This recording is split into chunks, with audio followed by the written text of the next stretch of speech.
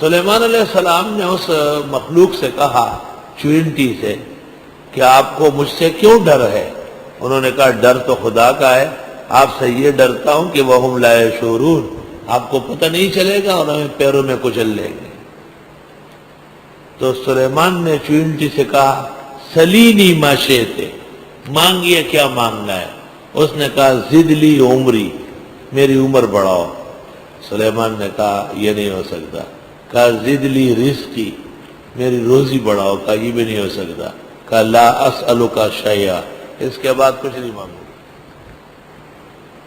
اس کے بعد سلیمان علیہ السلام جب تخت پر بیٹھتے تھے تو سر جھکا ہوا ہوتا تھا،